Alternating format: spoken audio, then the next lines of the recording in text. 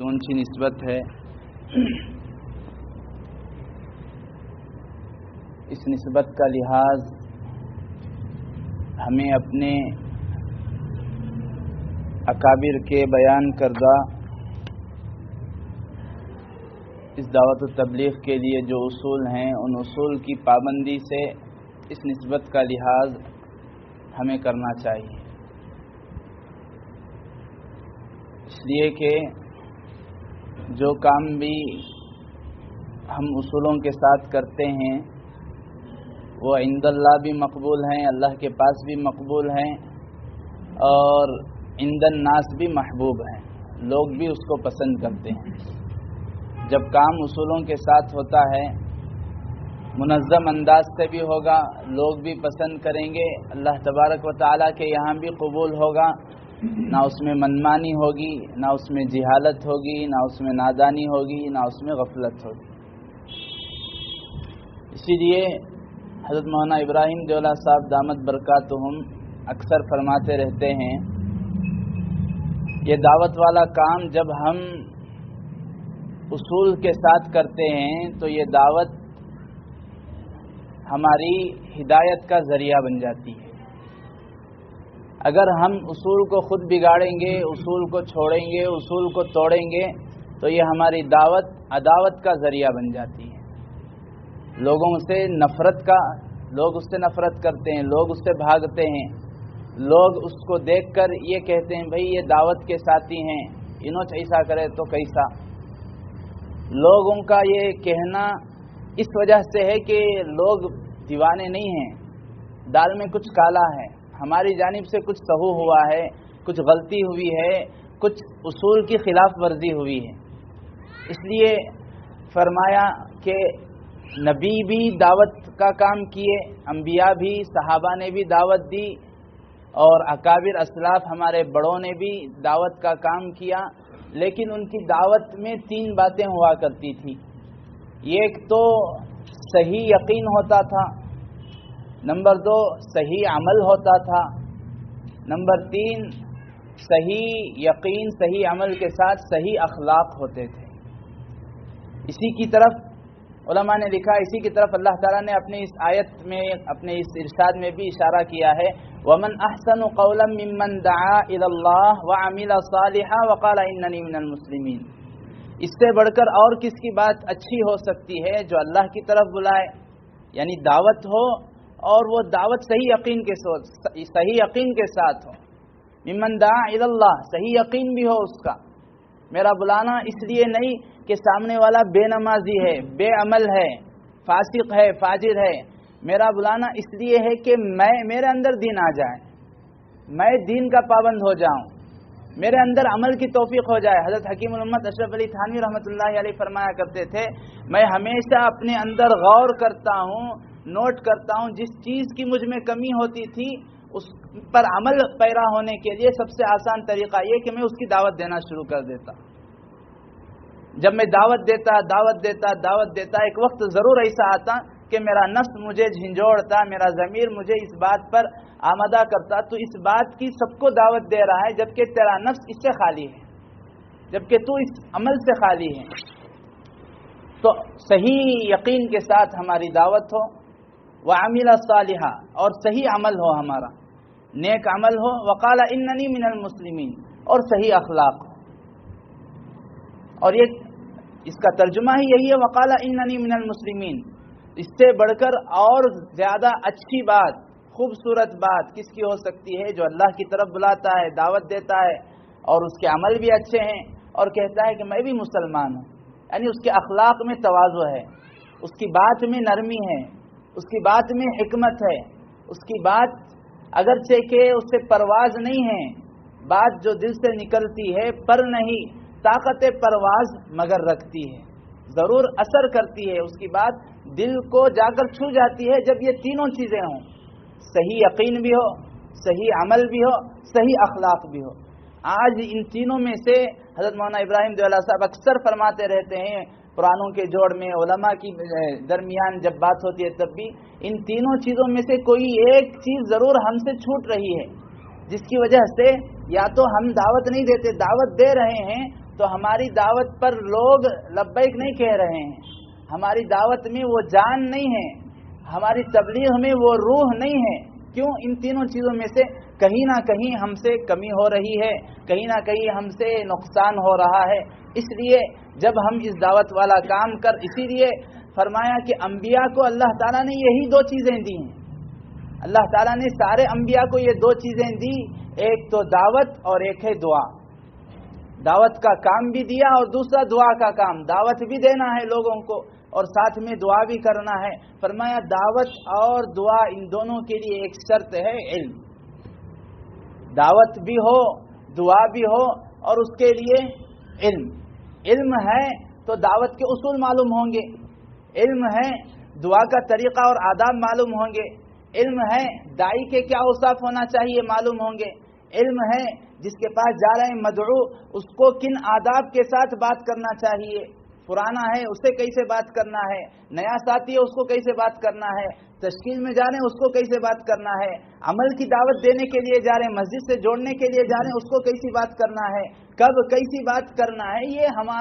یہ ہم کو آئے گا، یہ طریقہ ہمیں آئے گا جب ہمیں علم ہو. دعوت کے بعد دعا ہو. اسی لیے امام غزالی رحمۃ اللہ علیہ نے لکھا ہے سارے دین کا خلاصہ دو ہی ہے، سارے ایمان کا خلاصہ دو ہی ہے، ساری شریعت کا خلاصہ دو ہی ہے، ایک ہے دین اور ایک ہے علم. دین میں یقین آ گیا، عمل آ گیا، اخلاق آ گئے اور ان ساری چیزوں کے لیے علم. اسی لیے مولانا احمد لاٹ صاحب نے ایک مرتبہ فرمایا علماء کے جوڑ میں کہ ہمارا دین باقی رہتا ہے دو چیزوں سے، دین باقی رہتا ہے دو چیزوں سے، ایک علم سے، ایک تعامل سے. تعامل کہتے ہیں عمل، خود بھی عمل کرنا، دوسروں کو بھی عمل پر لے کر آنا. میں بھی عمل کروں، میرے آل اولاد، میرے گھر بار، میرا گھرانہ وہ بھی عمل پر آ جائے. اسی لیے فرمایا دعوت و تبلیغ کا خلاصہ ہی یہی ہے کہ لوگوں کو عمل پر لے کر آئیں. دین کے خلاصے کو حضرات علماء نے، متکلمین نے، محدثین نے لکھا ہے سارے دین کو اگر پیش کیا جائے تو اس کا خلاصہ دو چیزوں میں نکلے گا، ایک ہے اصول دین اور ایک ہے فروع دین. اصول دین کا مطلب ہے جڑ، اور یہ ہے عقائد، اور یہ ہیں وہ بنیادی مسائل جن پر دین کی عمارت قائم ہے. اللہ کی ذات کے متعلق عقائد، رسول اللہ کے متعلق عقائد، فرشتوں کے متعلق عقائد، قبر کے متعلق، حشر کے متعلق، قیامت کے متعلق، علامت قیامت کے متعلق، حضرت عیسیٰ کے متعلق، اللہ کے نبی علیہ السلام کے متعلق عقائد کی لمبی فہرست ہے. یہ سارے اصول دین ہیں. فروع دین مسائل، فضائل، ہمیں کم سے کم اس کا تو علم ہو کہ ہم اللہ کی طرف دعوت دے رہے ہیں، ہم نماز پڑھ رہے ہیں، دوسرے کو نماز کی طرف بلا رہے ہیں. ہمیں اپنی نماز کے مسائل معلوم ہوں، ہمیں اپنی نماز کا علم ہو تاکہ ہماری نماز بھی یہ دعوت بن جائے، تاکہ ہمارا روزہ بھی دعوت بن جائے، ہماری تلاوت بھی دعوت بن جائے. اسی لیے فرمایا آج ہماری دعوت یہ صرف دعوت بن گئی، علم سے ہٹ گئی، علم سے خالی ہو گئی، جس کی وجہ سے ہماری دعوت بہت کم ذریعہ ہدایت بنتی ہے اور اس سے اور فتنے پھیل رہے ہیں، اس سے اور لوگوں میں تنفر، لوگوں میں عداوت پھیلتی جا رہی. وجہ یہ کہ آج ہم نے دعوت کو علم سے الگ کر دیا. یہ سمجھا کہ علم الگ ہے، دعوت الگ ہے. علم ہے تو دعوت کے صحیح اصول ہمیں معلوم ہوں گے، علم ہے تو دعوت دینے کے قرآن و حدیث میں کیا طریقے بیان کیے گئے ہیں یہ ہمیں معلوم ہوں گے، اور علم ہے تبھی ہم ہر کام کو صحیح نہج پر، نبوی نہج پر، نبی اکرم علیہ السلام کے نہج پر کریں گے. اسی لیے جب حضرت جی الیاس صاحب رحمۃ اللہ علیہ نے اس کام کو شروع کیا، آپ کا کام، آپ کی یہ دعوت، آپ کی یہ تبلیغ علم کے ساتھ تھی. اس وجہ سے اس وقت کے تمام علماء، وقت کے بڑے بڑے علماء، حضرت حکیم الامت اشرف علی تھانوی رحمۃ اللہ علیہ، آپ کو کسی نے آ کر کہا حضرت یہ مولانا الیاس صاحب تو انہوں نے ایک بدعت شروع کر دی ہے، انہوں نے ایک ایسا کام شروع کر دیا ہے جو ہمارے سے پہلے ہمارے اکابر نے نہیں کیا ہے، ایک ایسا کام انہوں نے شروع کر دیا ہے. حضرت حکیم الامت اشرف علی تھانوی رحمۃ اللہ علیہ گئے، حضرت الیاس صاحب رحمۃ اللہ علیہ کو دیکھا، آپ گلی گلی پھر رہے ہیں، لوگوں کو مسجد لا رہے ہیں، نماز کی دعوت دے رہے ہیں، یقین کا تعارف کرا رہے ہیں. اللہ کے سامنے اللہ کی معرفت کرا رہے ہیں، اللہ کے دربار کو بندوں کو معبود تک لے کر آ رہے ہیں، یہ ساری چیزوں کو دیکھا تو حضرت مولانا حکیم الامت اشرف علی تھانوی رحمۃ اللہ علیہ نے فرمایا، وہ تاریخ میں حضرت جی مولانا الیاس صاحب رحمۃ اللہ علیہ کے ملفوظات میں آج بھی وہ الفاظ محفوظ ہیں۔ حضرت حکیم الامت رحمۃ اللہ علیہ نے فرمایا، الیاس کی تبلیغ نے امت کی یاس کو آس میں بدل دیا، امت کی نا امیدی کو امید سے بدل دیا۔ آج امت سے ہم سب مایوس ہو گئے تھے، امت میں اتنی بے دینی تھی، اتنا کفر تھا، اتنا ارتداد تھا، اتنا دین اعمال عقائد سے دوری تھی، مساجد سے دوری تھی کہ ایک طرف ہر طرف دیکھو جہاں بھی مایوسی پھیلی ہوئی تھی۔ ان کی اس محنت نے امت کی یاس کو آس میں بدل دیا۔ اب امت سے نا امیدی کے بجائے امید کی جا سکتی ہے، امید کی جا سکتی ہے کہ یہ ایمان پر آئے گی، امید کی جا سکتی ہے کہ یہ اعمال پر آئیں گے، امید کی جا سکتی ہے کہ ان کے گھرانوں میں دین آئے گا، ان کی نسلیں اعمال پر کھڑی ہوں گی۔ کیوں؟ اس لیے کہ ان کی یہ دعوت علم کے ساتھ تھی۔ اسی لیے آپ دیکھیں مولانا ابراہیم دولہ صاحب دامت برکاتہم علماء کے مجمع میں فرما رہے تھے، آج ہمارے اندر صحیح علم کے نہ ہونے کی وجہ سے آج آپ دیکھو جتنے بھی باطل فرقے ہیں، ہمارے اندرونی فرقے ہوں یا بیرونی فرقے ہوں، یعنی جو فرقے باطل ہونے کے باوجود ہم ان کو اسلام سے خارج نہیں سمجھتے، وہ فرقے یا باہر کے فرقے یہودی ہوں عیسائی ہوں، وہ سبھی کے سبھی ان کے پاس وہ سب کچھ علم ہے جو اللہ کے نبی علیہ السلام لے کر آئے، وہ دین وہ ہم سے زیادہ جانتے ہیں جو اللہ کے نبی لے کر آئے ہیں، وہ قرآن ہم سے زیادہ سمجھتے ہیں جو اللہ کے نبی پر اترا ہے، وہ شریعت ہم سے زیادہ واقف ہیں جو اللہ کے نبی علیہ السلام نے بیان کیا۔ اسی کو اللہ تعالیٰ نے فرمایا یضل بہ کثیرا ویہدی بہ کثیرا، اللہ تعالیٰ اس قرآن کے ذریعے سے کئی لوگوں کو گمراہ کرتے ہیں۔ یہودیوں نے، عیسائیوں نے، آریہ سماج نے اور بڑے بڑے پجاریوں نے قرآن کی آیتوں کو کھنگالا، اسے ریسرچ کیا، اس کے گرامر میں غور و فکر کیا، اس کے شان نزول میں غور و فکر کیا، چند آیتوں پر بعض ایسے بھی تاریخ میں پجاری اور عیسائی اور یہودی ملتے ہیں جنہوں نے اپنی زندگی کا ایک بڑا لمبا چوڑا مدت 20 سال 25 سال 2 3 آیتوں کے ریسرچ میں لگا دی، حالانکہ ان کا ریسرچ کرنا ہدایت کے لیے نہیں ہے، گمراہی کے لیے ہے، خود بھی گمراہ ہوئے، دوسروں فضلوا واضلوا، خود بھی گمراہ ہوئے، دوسروں کو بھی گمراہ کرنے کے لیے انہوں نے ریسرچ کیا۔ آج ہمارے اندر وہ شوق نہیں ہے، ہم خود اپنا جائزہ لیں کہ ہم میں سے کتنے ساتھی ہم نے وقت لگایا ہے اللہ کے راستے میں، اس کے باوجود کیا ہماری نمازیں صحیح ہوئی؟ حضرت مولانا ابراہیم دولہ صاحب فرما رہے تھے کہ جب میں چلے میں جا کر آؤں، اللہ ہمارا کام یہ فکر والا کام ہے، ہمارا کام بے فکری والا کام نہیں ہے، ہمارا کام اتنی فکر والا ہے کہ میں چلے میں جا کر آ جاؤں تو کم سے کم میری نماز صحیح ہو جائے، کم سے کم میں نمازی بن جاؤں، میری وجہ سے کم میں ایک نمازی کو تیار کر سکوں۔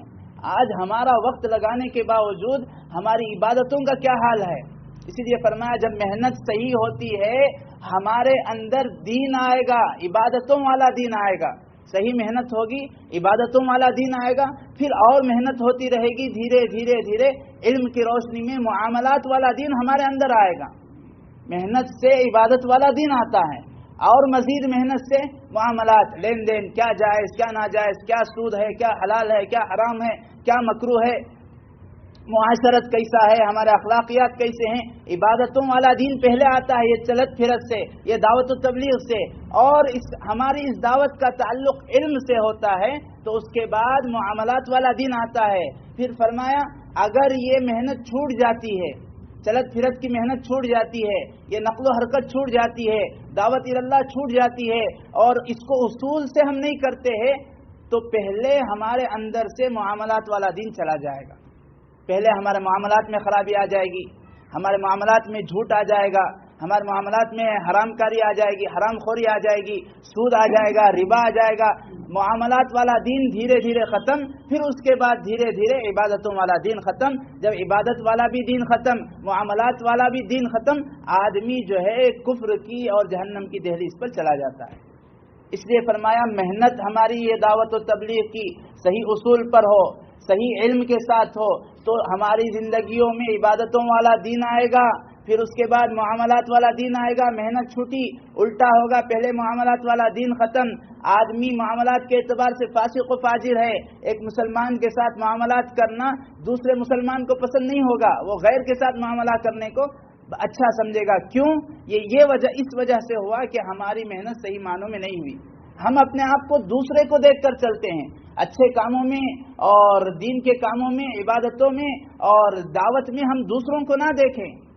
ہم اس چیز میں دیکھیں. جیسے عموماً حضرت حاجی فاروق صاحب دامت برکاتہم فرماتے رہتے ہیں، وہ جو واقعہ شیخ سعدی رحمۃ اللہ علیہ کا کہ آپ نکلے اور اللہ تعالیٰ سے آپ نے شکایت کی، اے باری تعالیٰ میں ننگے پیر ہوں، میرے پیر میں تو چپل بھی نہیں ہے. سامنے سے ایک بزرگ آئے، دیکھا ایک ایسے شخص کو دیکھا جس کے پیر ہی نہیں تھے، تو دیکھ کر اللہ کا شکر ادا کیا. ہم ان لوگوں کو دیکھیں جو ہمارے سے دین میں بڑھے ہوئے ہیں، ہم نیچے دیکھیں تو ان لوگوں کو دیکھیں جو دین سے دور ہیں، تاکہ ہم شکر بھی ادا کریں، تاکہ استغفار بھی ہو. اللہ تعالیٰ نے جو نعمتیں دی اس میں ہم سے جو کمی کوتاہی ہو رہی ہے اس پر استغفار ہو. جو نعمت اللہ تعالیٰ نے دی ہے، ایمان کی دولت دی ہے. حضرات صحابہ کرام رضی اللہ عنہم اجمعین بڑے شوق سے ذوق سے یہ فرمایا کرتے تھے، تعلمنا الایمان، ہم نے اللہ کے نبی علیہ الصلوۃ والسلام سے ایمان کو سیکھا ہے. پھر یہ کہا کرتے تھے، شعارنا الوحیدہ الجہد والضحیہ، ہماری پہچان تو بس ایک ہی ہے، ہم نے ایمان سیکھا، اس ایمان کے لیے ہم قربانی دیں گے.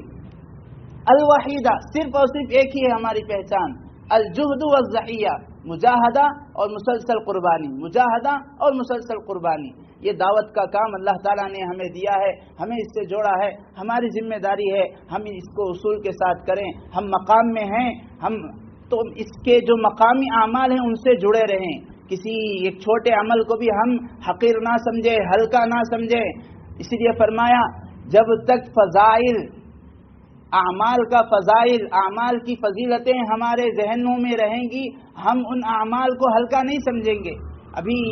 جو رزاق صاحب پارلے میں اجتماع ہوا اس میں جب علماء میں بات ہوئی، مولانا ابراہیم دولہ صاحب کی حضرت فرما رہے تھے، ایک ہوتا ہے علم مسائل کا، ایک ہوتا ہے علم فضائل کا. جب کوئی بھی عمل ہم کریں اس کی فضیلت، اس کا ثواب اللہ نے کیا بیان کیا ہے وہ ذہن میں ہوتا ہے، تب ہمیں وہ عمل کبھی ہلکا نہیں لگتا. صحیح معنوں میں اگر اس کا علم نہیں ہے، اس کی فضیلت مستحضر نہیں ہے تو ہمیں وہ عمل ہلکا لگتا ہے. ہم کوئی بھی دین کے کام کو ہلکا سمجھتے ہیں اور اس کو ہلکا سمجھتے سمجھتے سمجھتے آدمی کو وہ اس کی وہ نیت اور اس کی وہ سوچ اسے گمراہی کی طرف لے کر جاتی ہے. اس لیے ہم اس کے فضائل کو، ایک بڑا اونچا کام ہے جس کو انبیاء نے کیا، صحابہ نے کیا، انہوں نے اصول سے کیا، اللہ نے ہمیں بھی جوڑا ہے، ہم اصول سے کرتے رہیں گے تو اس سے خود ہمارے اندر بھی، ہمارے گھرانوں میں بھی دینداری آئے گی، ہمارے نسلوں میں بھی دینداری آئے گی. اور جب تک یہ چلت پھرت چلتی رہے گی ہمارے اندر عبادت والا دین آئے گا، پھر اس کے بعد معاملات والا دین آئے گا. یہ نقل و حرکت چھوٹی اور یہ دعوت اللہ صحیح اصول میں چھوٹ گیا، دھیرے دھیرے معاملات والا دین ختم اور اس کے بعد دھیرے دھیرے ہماری عبادتوں والا بھی دین ختم. پھر ہماری نہ عبادتیں صحیح رہیں گی نہ ہمارے معاملات صحیح رہیں گی. یہ ایک حرکت ایسی ہے، اس کو علماء نے فرمایا یہ ایسی ہے جیسے وضو خانے میں ایک حوض میں پانی آتا رہتا ہے، جب تک پانی آتا رہے گا حوض کا پانی پاک ہے. اگر پانی نہیں آ رہا ہے، ایک طرف سے جا نہیں رہا ہے تو پانی رکتے رکتے رکتے چاہے کتنا بڑا حوض کیوں نہ ہو، دہ در دہ جسے فقہ میں کہتے ہیں، اتنا بڑا حوض جو 10 ہاتھ لمبا ہو 10 ہاتھ چوڑا ہو تو وہ حوض پاک سمجھا جاتا ہے، اس حوض کا پانی پاک سمجھا جاتا ہے. ایسا حوض بھی اگر لوگ اس سے وضو نہیں بنا رہے ہیں، ایک طرف سے پانی اس میں نہیں آ رہا ہے تو ایسے ہی جمے ہوئے رکے ہوئے اس میں بوجھی آئے گی، اس میں غلاظت آئے گی، وہ نہ خود بھی پاک ہوگا نہ اوروں کو بھی پاک کرنے والا بنے گا. اسی طرح جب ہمارے ایمان پر محنت نہیں ہوگی، جب دعوت اللہ یہ نقل و حرکت نہیں ہوگی، ہمارا ایمان بھی خود گھٹتے گھٹتے چلا ایسے نیچے آ جائے گا، نہ ہمارا ایمان ہمیں فائدہ دے گا نہ ہماری وجہ سے دوسروں کو کچھ فائدہ ہوگا، جبکہ اللہ تعالیٰ نے فرمایا کنتم خیر امت اخرجت للناس تأمرون بالمعروف وتنہون عن المنکر۔ اس امت کا مقصد ہی یہی ہے کہ یہ امر بالمعروف اور نہی عن المنکر کرتی ہے۔ اسی مقصد کے لیے اس امت کو جو ہے سب میں بہترین امت کہا گیا ہے۔ اسی مقصد کی وجہ سے اس امت کی سفارش اور اس امت کی گواہی پر اللہ تبارک و تعالی دوسرے امتوں کے حق میں قبول کریں گے۔ اس لیے یہ ہماری ذمہ داری بنتی ہے ہم دعوت و تبلیغ کا یہ کام کریں، مقام جو بھی ہو، ہم اپنے اکابر، اپنے بڑے، اپنے علماء سے قدم قدم پر رہبری لیں، معلوم کریں کہ اس کے اصول کیا ہیں، اس کا طریقہ کیا ہے۔ جہاں علم نہیں ہے لا محالہ وہاں جہالت آتی ہے، اور دھیرے دھیرے دھیرے یہ جہالت آدمی کو ضلالت کی طرف لے کر جاتی ہے، اور وہ ضلالت آدمی کو جہنم کے گڑھے کی طرف لے کر جاتی ہے۔ اس لیے پہلی ذمہ داری تو یہ کہ ہم محنت میں لگیں اور دل و جان سے، شوق سے ہم اپنا نفع سمجھ کر، اپنے دین کا نفع سمجھ کر لگیں، اور دوسرا کام یہ کہ ہم اس کو اصول سے کریں، تب یہ ہماری دعوت سبب ہدایت بنتی ہے، ورنہ ہماری دعوت یہ سبب عداوت بن جاتی ہے۔ اور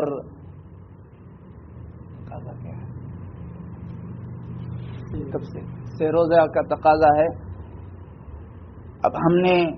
اجتماع سے پہلے بھی وقت لگایا ہے، سہ روزہ لگائے، کوئی 40 دن لگائے، ابھی اجتماعات میں بھی شرکت ہوئی ہے، تو یہ ہمارا جانا، یہ ہمارا سننا، یہ صرف سننے کی حد تک نہ ہو، یہ ہمارا جانا یہ صرف گھومنے پھرنے کی حد تک نہ ہو۔